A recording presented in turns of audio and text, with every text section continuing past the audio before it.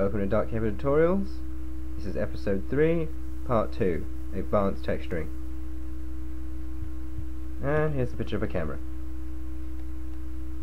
Anyway, on with the tutorial. First of all, just create a simple cube. We're going to make a box. A box made out of wood. So I guess that'd be a crate. Anyway, so create your box. You should know how to do this by now. If you don't, check back to the previous tutorials. Anyway, click your box. Well, what you're going to do is you're going to go to Panels, click Panels, go into Saved Layouts, then go down to UV Texture Editor. UV Texture Editor. Click that. This is the net of this box. Just let's zoom out here. Now I could just texture it like this in this net form, but what I'm actually going to do is I'm going to go create UVs, go down to automatic mapping. Then the computer makes the best net that it can think of for that polygon.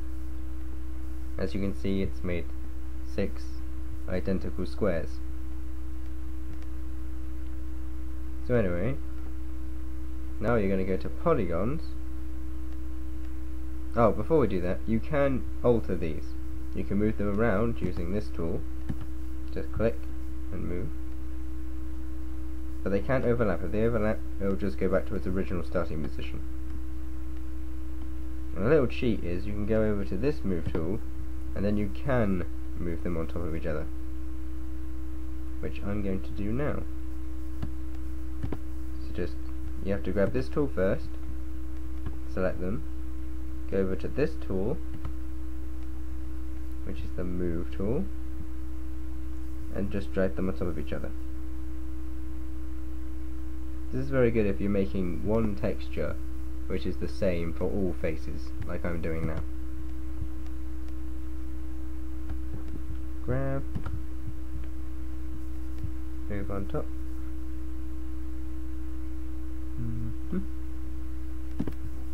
Just 2 more times.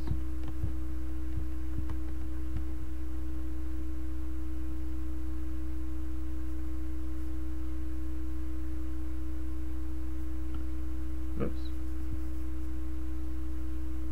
Yeah. Go on there. There we go. And once more.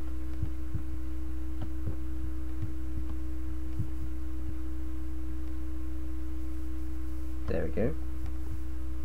And just move that to the middle. Now, if you click the scale tool, you can scale this box up. This will increase the amount of detail you can add. However, there is another way of doing that, which I'll show you in a minute. And the rest of the tools are pretty explanatory. This is the flip tool. It will flip it in the horizontal. This will flip it in the vertical. The rotate tools.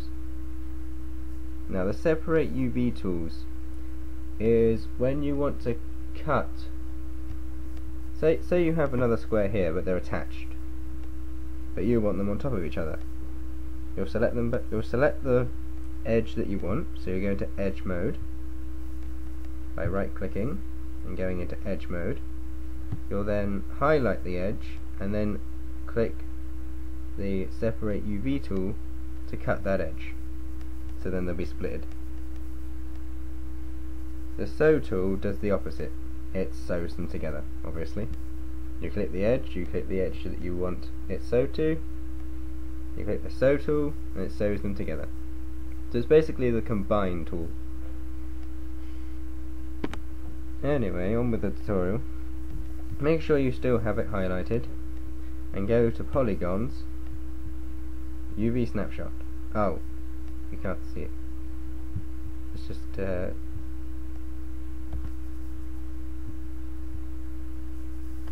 UV snapshot.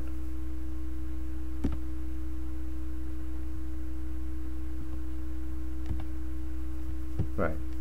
Next you'll see the location where this file is going to be saved. So in my case it's in users, my username, documents, Maya, projects, default, images, and then this is the name of the file that will be saved as, but you have to change that. So let's just change that to crate. Make sure you don't delete this line here. Now scale is what I was on about detail. The lower the scale size, the lower the detail quality. At the moment I've got it on full detail because this is going to be a very high detailed crate. But say you want something in the background which you don't want textured very well, or you want to do the same texture but a lower quality because you're further away from the object. You just reduce the scale size. Don't change this, don't change this, don't change this. It should be on BMP bump map. Oh, bitmap, sorry. My mistake, bitmap. Not bump map, that's later on. Make sure it's bitmap. Don't change it to any of those, just keep it on bitmap. All these are fine, keep it all the same, and then just click OK.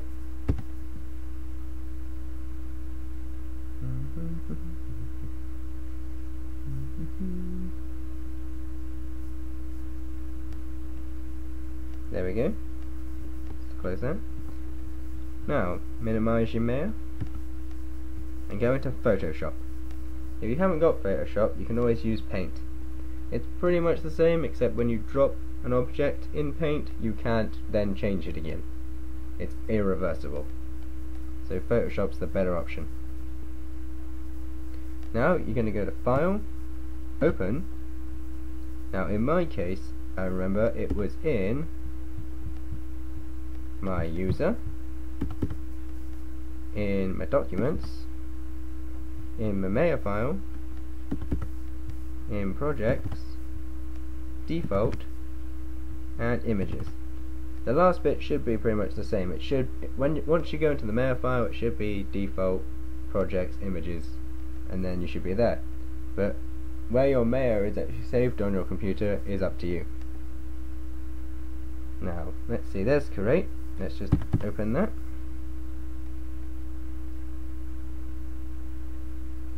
There it is. Let's zoom in a little bit. Hold Control plus. And here's our crate net. So let's get a texture for this crate net. Let's see. Let's just drag this across. Oops. See. Just drag this across. I already have a texture here. I got this earlier. Just get a standard wood texture. You can just get one off the internet, or you can just find a tree and take a picture of it. Anything like that. Just click the texture and just drag it in Photoshop. Right, rescale that. This unfortunately is not in object mode. So you're going to have to click the rubber and then click the object. Press OK, and now it is now a movable object. Control T. Now by holding Shift you can rotate the texture, but it will rotate it, so you have to hold Shift to rotate. Right, if you rotate normally, it will rotate it on uneven angles, but if you hold Shift, it will always snap it at a certain degree, every 15 degrees in this case. So rotate it to 90 degrees. You can see here, rotation 90 degrees. Let's move it up to the top corner, like so. Now anything inside the white lines is what will appear on your Maya. That will appear in Maya. Anything that's outside is invisible in Maya, so it won't register it when you put the texture on the object. So let's just click and drag this out and push enter. Now go over to your textures, right click, duplicate layer, press Ctrl T, and then use the arrow keys and press down. This will move it exactly on the same line as the top one,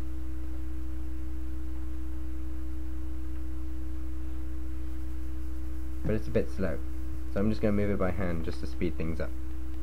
So if you want it exactly in line, you can use the arrow keys, and I'm just going to do it by hand.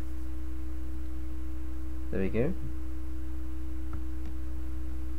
Now if you want to see through the texture to make sure you're actually either on the line or just over the line, click your normal here, and then go into multiply.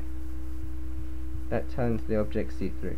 Or you could go over here to opacity and turn it slightly transparent.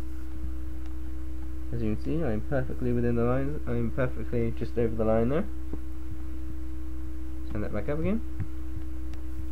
Now we're going to do the same again. We're going to right click this texture. Oh, push enter to end whatever you're doing.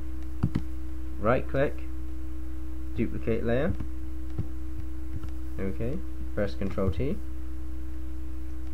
and just rotate it so it's facing upwards. Let's move this over here.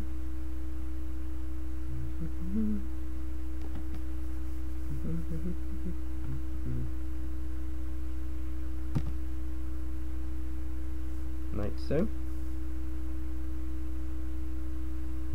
And then do the same again.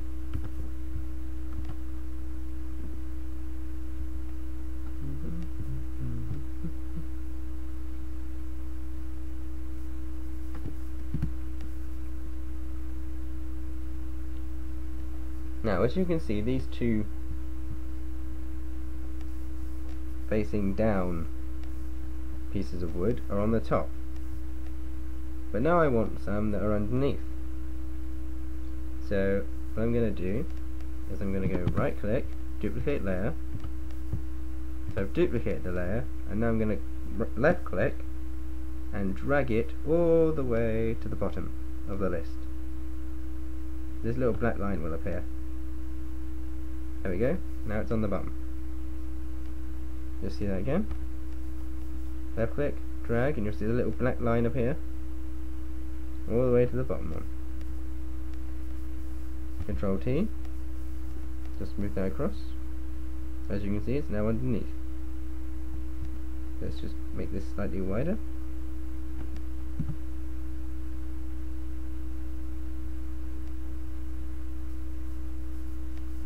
And duplicate that again. Oops. Oops.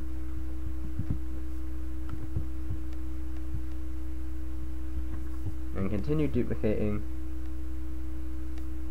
Maybe leave a little bit of a gap in between them, like so.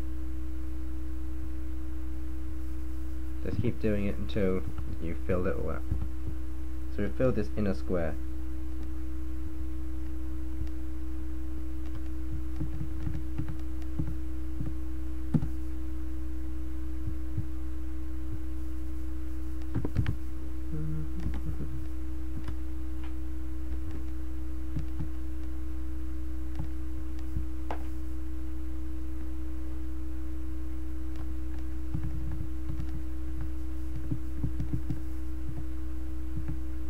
You're probably doing this a lot neater than I am.